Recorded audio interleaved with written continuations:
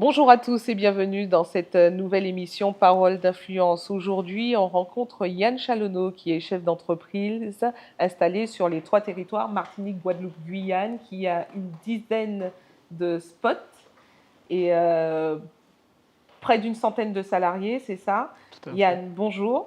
Bonjour. Merci d'avoir accepté cette invitation et de partager avec nous votre expérience. Alors déjà, pour mieux comprendre, expliquez-nous votre parcours. Est-ce que vous êtes né dans une famille d'entrepreneurs? Est-ce que vous avez toujours eu envie d'être entrepreneur? Alors, je suis né dans une famille d'entrepreneurs. Alors, je vais dire, quand je dis j'ai eu cette chance effectivement vu le parcours ensuite. Mhm. Donc ça m'a beaucoup inspiré, ça m'a encadré. Et voilà, donc ça, c'est effectivement un avantage. Et en naissant dans une famille d'entrepreneurs, est-ce que le fait de devenir entrepreneur est quasi obligatoire ou vous aviez le choix?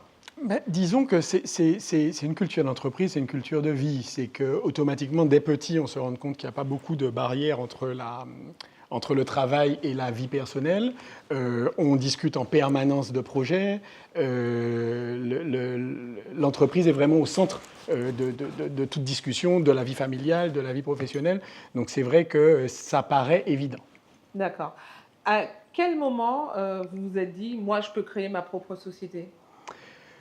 Je me suis vraiment posé cette question au Brésil. J'aurai l'occasion d'en parler juste après, mais ça a été ma première opportunité de travail après avoir été salarié un temps. Ah, vous avez commencé par le Tout salariat. à Bon, fait. bah, expliquez-nous comment votre Voilà. parcours Alors, professionnel. en fait, mon parcours, je suis né en Martinique et je me suis né et grandi en Martinique. J'ai fait mes études ensuite, je suis parti en pensionnat en France pendant 2 ans. Après, je suis allé à Montréal. J'ai fait des études de commerce à HEC Montréal, où j'ai été diplômé. J'ai vécu 8 ans.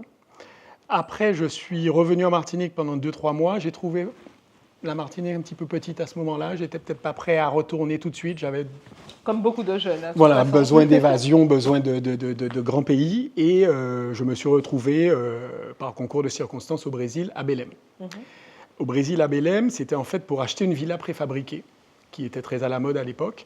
Et Pour j'ai vous? Pour mes parents, pour mon Ok. père. C'est mon père qui devait en acheter une et il m'a demandé de venir avec lui. Est-ce Ok. que je voulais l'accompagner dans l'usine? Mhm.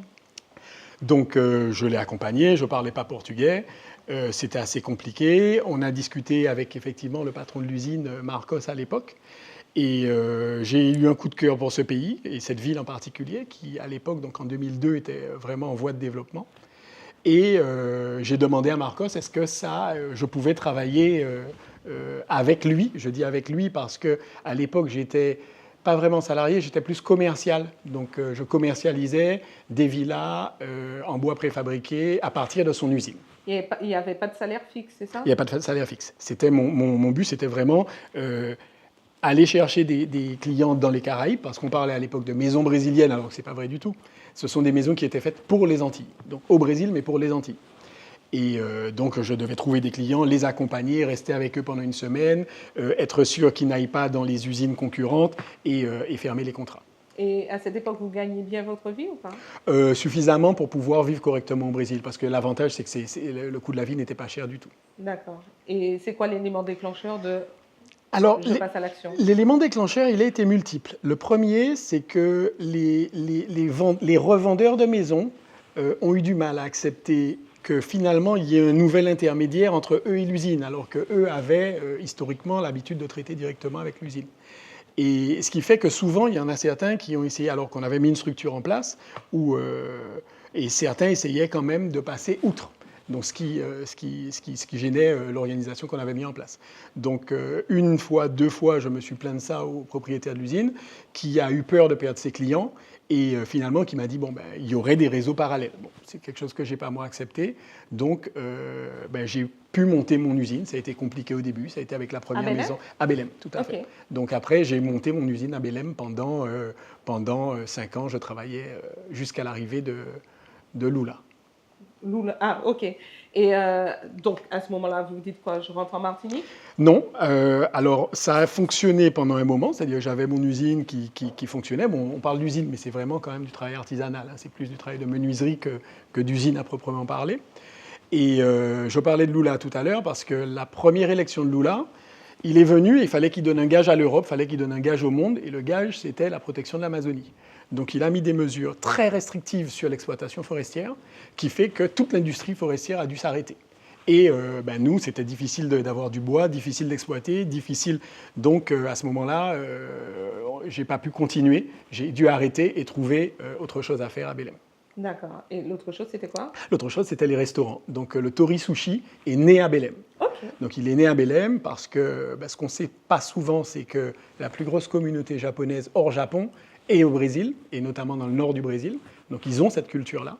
Et donc j'ai commencé à monter le premier restaurant, le deuxième, le troisième, et puis finalement j'ai vendu pour rentrer en Martinique. Vous dites le premier, le deuxième, le troisième. Tous ceux qui rêvent de se lancer dans l'entrepreneuriat, on sait que le premier, le deuxième, le troisième, ça ne se fait pas aussi simplement. Non. Comment on fait pour passer du premier au deuxième au troisième? Alors pour moi, c'est presque une évidence, parce que j'ai tendance à dire que je m'ennuie vite, et tout ce qui est récurrent a tendance à m'ennuyer. Oui, mais il faut l'argent.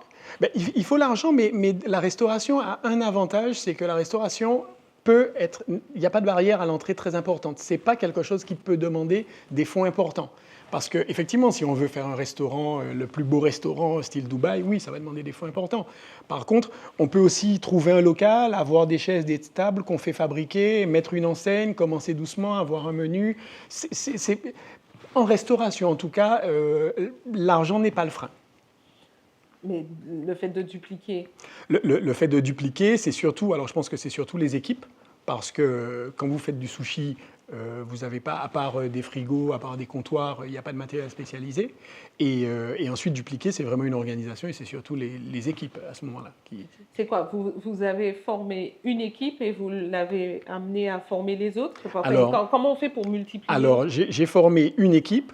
À partir du moment où vous avez l'équipe qui commence à travailler, ensuite il y en a toujours un qui va sortir du lot, que vous allez prendre à ce moment-là, le mettre dans l'autre équipe, qui va former l'autre équipe à vos recettes, à votre système de service, à votre concept carrément. Et voilà. Et vous multipliez. Et on multiplie. À quel moment on rentre en Martinique? Parce que la Martinique, c'est pas le plus simple. Déjà, quand on est sur place, c'est compliqué, mais à distance. Alors, j'y ai jamais pensé avant. C'est-à-dire que pour moi, ma vie était au Brésil, j'étais installé. Et en 2009, justement, à l'occasion des émeutes en Martinique et de tout ce qui s'est passé, je suis rentré pour des vacances. Et à l'aéroport, j'ai rencontré mon épouse d'aujourd'hui. Et j'habitais encore au Brésil, on a commencé une relation, ça a été une évidence. Et ce qui fait que j'ai décidé de rentrer en Martinique à ce moment-là. C'est votre épouse qui vous a fait rentrer au pays? Tout à fait. Et je m'y attendais vraiment pas. Bon, magnifique histoire d'amour, mais comment l'histoire d'amour se concrétise et dit « Maintenant, j'ai de l'argent pour investir au pays ». Alors ça ne s'est pas passé comme ça. J'ai dû déjà arrêter les activités, donc vendre au Brésil. Mais vendre ne veut pas dire qu'on parle de réal, et le réal est sous-évalué par rapport à l'euro. Quand je suis revenu en Martinique... Vous étiez propriétaire des restaurants au Brésil? Tout à fait. Donc vous achetiez? Propriétaire des fonds de commerce, pas de l'immobilier. Uniquement des... Voilà. Okay. Donc j'ai vendu des affaires, mais on ne parle pas de beaucoup d'argent, on parle vraiment de plus alimentaire qu'autre chose. Quand je suis rentré en Martinique, j'ai travaillé avec mon père, donc pour lui, j'étais encore salarié. Il avait à l'époque les restaurants de l'aéroport. Et j'ai recommencé comme ça. Donc il faut reprendre des horaires, j'habitais chez mon épouse à l'époque. Et du coup, il a fallu recommencer à travailler. Donc vous étiez salarié? J'étais salarié. Je suis revenu salarié. Salarié de papa? Voilà, exactement. C'est compliqué ou pas? C'est très compliqué. C'est très compliqué parce que, pas nécessairement par lui, parce qu'il laisse de l'espace, mais j'ai mes propres idées, j'ai ma façon de voir les choses, j'ai une façon différente de diriger, j'ai une façon différente de voir les concepts. Et du coup, il me fallait mon espace, donc ce qu'il a tout à fait accepté. Donc ensuite est né le favela. Le favela, toujours pareil, un jour un ami, agent immobilier, m'appelle, il me dit « il y a une opportunité, le loyer est pas cher, et est-ce que tu veux venir visiter ?» Je dis jamais non, je vais voir, je regarde. C'était l'ancien centre Nubré, le club de sport à côté des RCI. Et du coup, ça a été intéressant. On m'a un peu aidé, donc mon père m'a aidé un peu au début pour les travaux de base, donc toujours. une maison qu'on reprend, on met des tables et des chaises de plein de couleurs, ça allait bien tant mieux avec le concept. Et le restaurant Favela a fonctionné et fonctionne jusqu'à aujourd'hui. Mais comment on fait pour dire c'est une bonne affaire, c'est une bonne opportunité? Il y a une opportunité, un lieu, le restaurant il est vide, le site il est vide. Comment on fait pour dire voilà, je vois l'opportunité, je vais investir dans un restaurant brésilien à tel endroit? Comment vous avez fait votre étude de marché? Alors, l'étude de marché, déjà, je pense que je voulais garder un petit peu de Brésil en moi en Martinique. Vous avez Donc ça, compris ça? c'est la première chose. Ensuite, il faut savoir se projeter. Donc c'est vrai que ça a été facile avec cet emplacement, vu qu'il y a une vue magnifique sur la baie de Fort-de-France, donc ça aide. Et après, il faut se projeter où on va mettre les terrasses, la cuisine. Et ça, Mais j'ai pas est-ce que envie. ça va plaire? Est-ce que ça, on ne le sait jamais. Alors, on peut tout prévoir, on peut faire un compte d'exploitation, mais l'élément principal, c'est est-ce que ça va plaire? Est-ce que ça va se transformer en chiffre d'affaires? Ça, on peut faire toutes les études possibles, ça peut être probable, mais c'est jamais sûr. Donc, c'est un peu ça, l'entrepreneur, c'est quelqu'un qui a, je ne pense pas qu'on puisse parler de goût du risque, mais une habitude du risque. En tout cas, il faut tenter. Il faut tenter, il faut tenter. Et il faut tenter, il ne faut pas avoir peur de tomber, il ne faut pas se poser cette question. Vous êtes tombé, vous? Plusieurs fois. Comment? Y a des restaurants que j'ai montés qui n'ont pas fonctionné. J'ai parlé tout à l'heure du restaurant japonais Tori Sushi à Belém, mais juste avant, j'ai oublié une phase qui était un restaurant qu'on appelait Paris Bistrot. Parce qu'en tant que Français, c'est ce que je voulais faire. Et je me suis rendu compte qu'en fait, la gastronomie française au Brésil n'est pas du tout une gastronomie de tous les jours. C'est une gastronomie d'événementiel. On y va pour le premier rendez-vous, on y va pour la Saint-Valentin. Mais on n'a pas l'habitude d'y aller tous les jours. Donc c'est un restaurant qui n'a pas fonctionné du tout. Okay. Et qui a fermé. Et mon voisin qui était tout le temps plein, qui faisait de la restauration japonaise, je me suis dit, pourquoi pas? Okay. C'est de là, voilà. Donc, il ne faut pas avoir peur de tomber. Par contre, il faut être prêt à rebondir rapidement. Il faut sentir le moment où ça ne va pas aller. C'est quand même très sensoriel. Hein. Mais la peur de l'échec. La peur de l'échec. Vous dites ça parce que vous êtes habitué, mais quand on commence, on a toujours peur de tomber. C'est quoi les conséquences? Vous perdez beaucoup d'argent? Il faut premièrement ne pas essayer d'en dépenser beaucoup. Il faut être prudent. La peur de l'échec, moi je pense que quand même la peur aide à sécuriser, parce que si on a peur, on est prudent. Donc il faut avoir peur.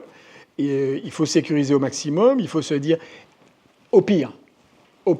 Donc c'est là où effectivement il faut pas mettre nécessairement sa maison en caution. Il faut pas. Enfin c'est un équilibre permanent. Beaucoup d'investissements personnels, beaucoup de temps, beaucoup de préoccupations, beaucoup de partenariats avec des fournisseurs qui vont nous prêter le premier stock, avec des salariés qui vont nous faire confiance aussi dans le projet, mais qu'il va falloir payer. Enfin voilà, toutes ces choses-là font qu'au bout d'un moment, on prend la décision, on y va. Et on essaie de moins penser à l'échec que possible. Alors, la favela, après, on ramène Tori Sushi. Après la favela, on ramène Tori Sushi avec un des chefs du Brésil qui a voulu venir ici, qui a d'ailleurs formé, alors c'était à l'époque, c'était à la zone de la Lézarde, c'était un des premiers restaurants japonais de Martinique. C'était pas facile à l'époque de faire, aujourd'hui ça paraît évident, mais de faire apprécier aux Martiniquais du poisson cru, c'était un challenge. Au départ, ça a pris du temps, ça a fonctionné. Et on n'était peut-être pas bien placé pour le soir, c'était la zone de la Lézarde. Ensuite, on se dit, mais mince, qu'un service du midi, il faut aussi un service du soir. Donc on commence à se dire où on pourrait placer avec une clientèle du midi et du soir. Vient l'opportunité de la maison de Didier. Et au fur et à mesure, mais jamais, mes restaurants n'ont jamais été faits avec des investissements importants. Parce que pour moi, limiter le risque, c'est ça. C'est limiter l'investissement. C'est souvent les banques, elles sont frileuses de la restauration. On sait que c'est quand même risqué.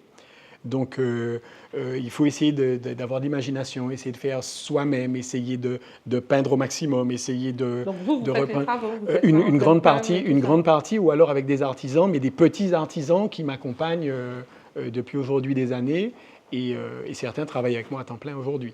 mais pas de grosses entreprises. Pour moi, limiter le risque, c'est limiter les investissements au début. Si ça casse, il faut savoir qu'on perd, mais ça ne remet pas en question. Voilà. Alors, OK, donc les Tori Sushi, vous réussissez à multiplier. Comment on fait pour passer de Martinique à Guadeloupe? Alors, passer de Martinique à Guadeloupe, ça s'est fait d'une façon particulière. C'est qu'à un moment, j'ai été appelé. Alors, ça, c'était déjà au moment de BKB. Donc, au moment de BKB, on s'est toujours dit, parce que, alors, pour revenir à la Martinique, on a un problème de marché. On est un marché restreint. On est un marché éloigné des sources d'approvisionnement. On est un marché où le Martiniquais est malin. Donc, la concurrence est féroce. Il est réactif. Mais tout ça, c'est aussi des avantages concurrentiels. C'est-à-dire que les grosses franchises nationales, quand elles viennent ici, chez nous, elles sont perdues. Parce que ce n'est pas leurs habitudes de consommation. Elles vont parler de combien de passages à la minute à pied. On n'a pas de passage à la minute à pied en Martinique. Il faut revoir les choses. L'éloignement, elles sont moins habituées à le gérer que nous. Donc, on avait décidé à l'époque, plutôt que de prendre des franchises nationales, de créer des franchises locales avec notre savoir-faire et de les adapter. Donc, c'est ce qui a été fait pour BKB. On recherchait un local. Il fallait... Ben voilà un deuxième échec, tiens. Il fallait absolument créer un fast-food martiniquais et BKB est arrivé, donc Bocaille Burger. Et du coup, on a été appelé par un monsieur qui avait fait à l'époque Rice Quick, qui était une franchise basée sur du riz frit en Guadeloupe et qui nous a appelé pour nous dire, voilà, j'ai un établissement à reprendre, j'ai liquidé, les investissements ne sont pas importants, beaucoup sont déjà faits, est-ce que vous voulez y aller? Donc j'ai cherché un associé parce qu'il fallait des fonds et on est allé en Guadeloupe. On a monté le premier BKB à la place du Rice Quick aux Abîmes. Ah, le BKB est né en Guadeloupe. Le premier BKB est né en Guadeloupe. Okay. Alors il fallait l'appeler, c'était Bocas Burger au début, parce qu'on a aussi avec nos voisins guadeloupéens des problèmes au niveau du créole et puis parfois Mais vous avez été accepté tranquillement? Parce qu'il n'y a pas cette problématique de pourquoi lui il viendrait? Alors, comment pas vous avez trouvé le énormément. réseau? Qui vous avez contacté? Alors, l'avantage quand même, dans mon cas, ma mère est guadeloupéenne. Donc, j'ai pas ce clivage, j'ai pas de clivage dans la tête de Martiniquais guadeloupéen. Pour moi, c'est quelque chose de plus naturel. Pas de réseau exceptionnel, simplement arriver, comprendre, essayer. Ça s'est pas bien passé. C'est une expérience qui a duré 1 an et demi parce qu'on a voulu trop faire, trop de produits, cuisine traditionnelle non adaptée au fast-food et on a fermé. On a fermé après 1 an et demi.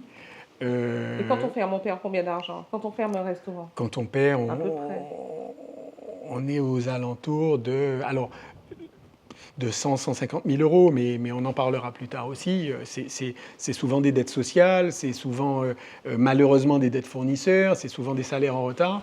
Bon, après, heureusement, il y a l'amortisseur quand même français avec les procédures collectives qui fait que c'est plus du manque à gagner que de la perte sèche. Donc, c'est un peu malheureux parce que ce sont des créanciers qui perdent.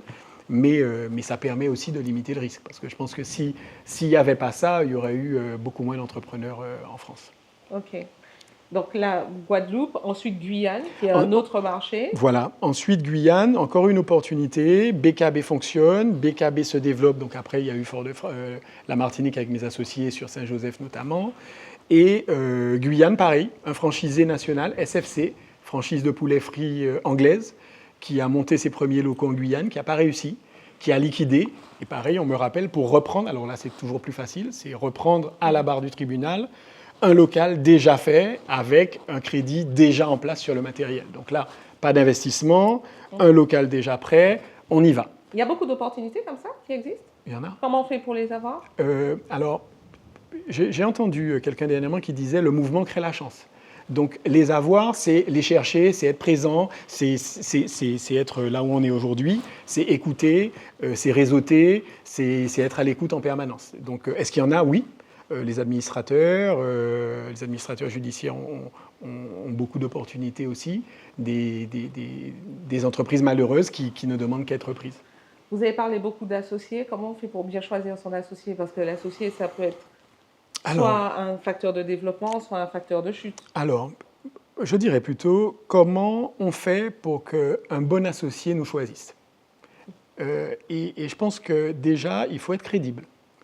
Il faut être sérieux, il faut travailler, Et ça, c'est les bases pour être choisi. Et à partir du moment où on a ces bases-là, on peut aller vers des associés qui ont ou des fonds, ou la crédibilité des banques, ou voilà. Donc, mais je pense qu'il faut avant tout se poser les questions sur soi. Est-ce que moi, je serais un bon associé, plutôt que comment on fait pour aller chercher un associé? Donc, il faut chercher quelqu'un qui a peut-être plus d'argent que nous, ou qui a des avantages qu'on n'a pas. Bien sûr, qui C'est est, ça? peut-être plus solide, qui a de la crédibilité bancaire notamment, parce que c'est rare hein, d'avoir de l'argent et de dire voilà, je m'étends sur toi. Par contre, on peut dire parle-moi de ton projet, est-ce qu'il est rentable, je veux bien y participer, on ira boire une banque parce que c'est la base du financement, et moi je peux éventuellement ou être caution ou amener un apport, ou voilà. Mais c'est pas quelqu'un, il ne faut pas rêver et penser voir quelqu'un arriver avec le montant complet de l'investissement. Ça, je l'ai rarement vu. Hein. Mais on est d'accord que c'est pas une logique territoriale de travailler avec les associés. Souvent, on dit bon, nègre contre nègre, il faut pas partager tes idées, peut-être qu'il va me doubler. Ça fait partie, c'est les désavantages de territoires restreints. Alors moi, j'ai pas envie de dire que c'est pas culturel. C'est culturel. Peut-être, alors on ne va pas rentrer c'est culturel chez certaines communautés, ils le font depuis longtemps. Nous, Antillais, on prend plus de temps à le faire. Moi, je trouve que ça se fait. Quand on regarde les clubs d'affaires, quand on regarde Créole Influence aujourd'hui, ça rentre dans les mœurs. Je vois de plus en plus de jeunes Antillais qui s'associent parce que à plusieurs, on va plus loin. Et c'est important d'être soutenu, c'est important d'avoir un alter ego, parce que le problème quand on est entrepreneur, c'est que souvent, comme on disait tout à l'heure, on peut se planter. Et si on n'a pas de retour, si on n'a pas de personnes avec qui on peut confronter nos idées et puis dire non, je ne suis pas d'accord avec toi, tu as tort, ben, c'est plus compliqué. Hein.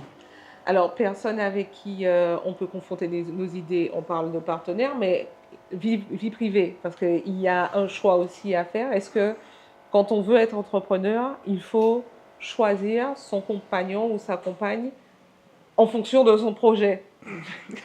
Est-ce qu'on peut dire ça? Non, je pense qu'on ne peut pas le dire, parce que premièrement, la chronologie n'est pas la même. Oui, ça peut venir après. Ça peut venir après ou avant, mais je pense par contre qu'on se rentrait... Alors, pour moi, entrepreneur, c'est un état d'esprit, avant tout. Et un état d'esprit qui fait que là où le partenaire ont été attirés aussi par cet état d'esprit. Et c'est primordial d'être bien accompagné, parce qu'encore une fois, comme je disais au début, les limites sont faibles ou n'existent pas entre la vie professionnelle et la vie familiale. Et si on n'a pas quelqu'un qui est en accord, qui partage ça, ça devient une difficulté supplémentaire et souvent une difficulté principale. Parce qu'elle ne s'arrête pas. Quand vous vous endormez, elle continue. C'est au réveil, c'est le soir. C'est partager des risques. C'est dire mais demain comment on va faire. Voilà. Donc je pense que le premier associé à garantir, c'est son partenaire de vie. Dernière question, parce que le temps est compté. On va parler de votre casquette au tribunal de commerce. Oui. Quels sont les business qui capotent le plus? Est-ce qu'il y a un profil type? Femmes, hommes, jeunes, vieux, secteur d'activité? Non, voilà. Je pense qu'on ne peut pas parler Enfin, alors ça, c'est encore une fois, c'est une impression, mais je ne pense pas qu'on puisse parler de type particulier. Par contre, oui, on peut parler de secteur d'activité. Il faut savoir qu'en Martinique, quand même, on a un tissu économique dégradé et sous-capitalisé. On le sait, l'accès au crédit est plus difficile qu'ailleurs. Le marché étant petit, c'est plus difficile qu'ailleurs. Quand on crée un plan d'affaires, la croissance est plus rapidement limitée. Donc ça nous donne plus de contraintes. C'est une réalité. Pas nécessairement, les outils ne sont pas nécessairement adaptés à notre réalité. Donc aujourd'hui, ce qu'on voit très clairement, c'est le BTP est très dégradé, particulièrement. La restauration l'est aussi. Je pense, il y a Catherine, ma collègue, qui est avec nous. Je pense que Catherine, on peut parler de ces deux-là. Hein, c'est BTP principalement et restauration. BTP et restauration. Oui, aujourd'hui. Ok. Et tout ce qui est les trucs tendance, onglerie, style, les choses comme ça? Un peu, mais moins représenté que le BTP et la restauration, parce qu'encore une fois, ça dépend beaucoup de soi, hein. Les métiers dans le cosmétique, ce pas des métiers souvent qui ont beaucoup de charges, qui ont beaucoup d'investissements, donc on les voit en procédure collective, mais pas aussi représentés que le BTP. Et est-ce qu'il y a une raison générale, enfin, est-ce qu'il y a plus d'entreprises qui passent en liquidation pour une raison commune? Je ne sais Oui, pas, oui. mauvaise gestion Oui, particulière, c'est quoi? avant mauvaise gestion, parce que encore une fois, il ne faut pas tout le temps frapper sur l'entrepreneur. Ce n'est pas que la mauvaise gestion. Il y a aussi, malheureusement, on le sait, c'est une réalité en Martinique, c'est les délais de paiement. Mhm. Et particulièrement les délais de paiement de nos institutions. Alors c'est difficile de le dire, mais c'est une réalité. C'est dur pour nous de liquider des sociétés à qui les institutions doivent encore beaucoup d'argent, et souvent plus d'argent qu'elles-mêmes ne doivent, et pourtant on les liquide parce que c'est les règles. Donc ça c'est compliqué, ça fait mal, parce qu'on se rend compte aussi que le tribunal, avant tout, et c'est des idées, on est là pour préserver le tissu économique martiniquais. Et ça nous fait mal de fermer des entreprises. Quand vous avez un chef d'entreprise qui a tout donné, qui est devant, et ce n'est pas nécessairement de sa faute, il a été un bon chef d'entreprise, il a été un bon patron, mais les as n'étaient pas alignés. C'est compliqué, c'est souvent des drames humains. En tout cas, moi, c'est la leçon que j'en tire. Et c'est plus de jeunes, de seniors, Alors, les jeunes vont mettre moins de temps à aller en procédure parce qu'ils sont plus informés. Les seniors prendront plus de temps parce qu'il y a une question d'ego, il y a une question de fierté. Et en Martinique, et en France et en Martinique, on n'aime pas l'échec. On prend l'échec d'entreprise comme un échec personnel. Alors ça n'a rien à voir. C'est pas parce qu'on a une entreprise qui coule qu'on est un mauvais gestionnaire, qu'on est un mauvais chef d'entreprise. Peut-être qu'à la seconde, comme aux États-Unis, on vous valorise au nombre d'échecs que vous avez eus, parce que c'est de l'expérience. Nous, en France et en Martinique notamment, on n'a pas encore cette idée que l'échec est une expérience. Moi, un chef d'entreprise qui a échoué, c'est un chef d'entreprise pour qui les lumières vont s'allumer plus rapidement qu'un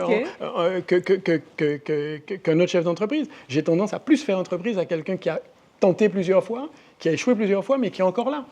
Donc vous conseillez, si on rencontre des difficultés, qu'on est à bout de souffle, il faut faire une procédure. C'est pas la peine de tirer. Alors là, je vais prêcher pour ma paroisse. Au tribunal de commerce, on a mis en place un pôle qui s'appelle le pôle prévention. Et le pôle prévention, justement, est là pour voir les entreprises avant la procédure collective. Et notamment, quand on parle ces temps-ci de déposer son bilan, de remettre son bilan au greffe, ça nous permet, nous, de détecter, avant même le chef d'entreprise parfois, des problèmes qui pourraient mettre en danger ou le créancier ou les salariés. Et on les appelle.